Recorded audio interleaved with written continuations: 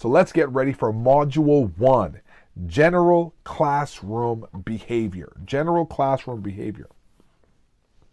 In nearly every situation in life, spoken or unspoken rules guide how we interact and treat each other. As friends and colleagues, for example, we expect people to treat us with consideration. We expect people to treat us with respect. And as neighbors, we share expectations in terms of noise level, where we park our cars. And generally, we think of observing rules as a common courtesy. It is, if we go to the airport and people are standing in line, people only have to put out some cones and people generally follow the rules. They'll generally and people that don't follow the rules, they're the ones that really stand out. In many situations in society, our interactions with one another, spoken and unspoken, are governed by rules. For example, if we go to the airport, as I said before, if we go to the movies, if we go to a carnival where the public is present, people generally follow rules. People don't cut the line. And basically, the rule that really governs a lot of people is the golden rule: do unto others as you would have them do unto you, or treat others the way you would want to be treated. Rules and procedures for general classroom behavior deal with the broad areas of respect, common courtesy, as well as more specific issues, such as listening to the teacher or the classmates who are speaking, and being in an assigned seat when the classroom begins. In some classrooms, teachers involve students in establishing the overall classroom rules, and conduct involving students helps to create buy-in and responsibility for the overall classroom environment. So now when we think about general classroom rules and behavior, establishing rules and shared expectations for general conduct helps to lay the foundation for effective classroom management. Oh, this is going to get good.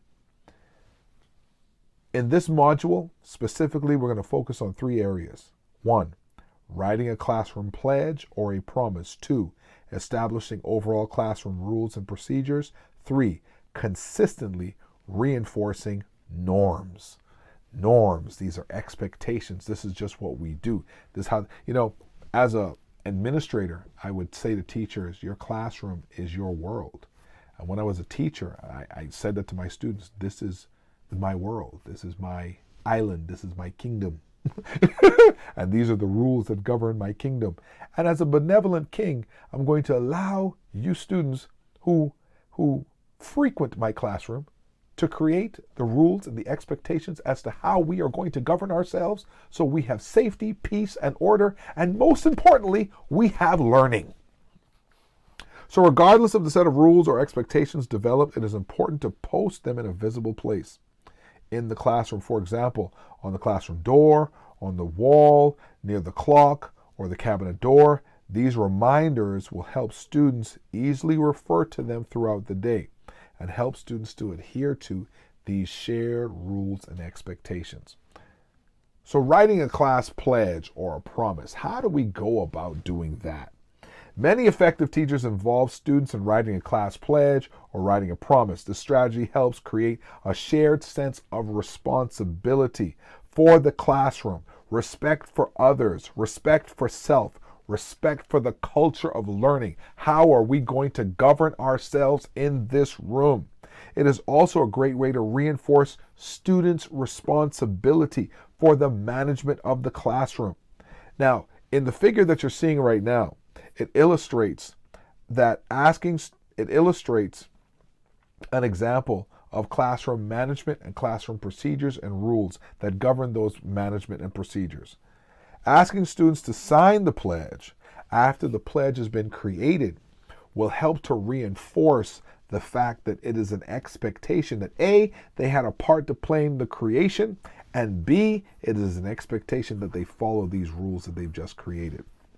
A class promise can also communicate to others in the room in the form of a poem, It will communicate to others in the room that this is how we've chosen to govern ourselves.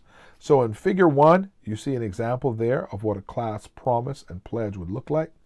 In figure 2, what you see right now is a classroom poem that was created by the class and created by the students. These are just examples.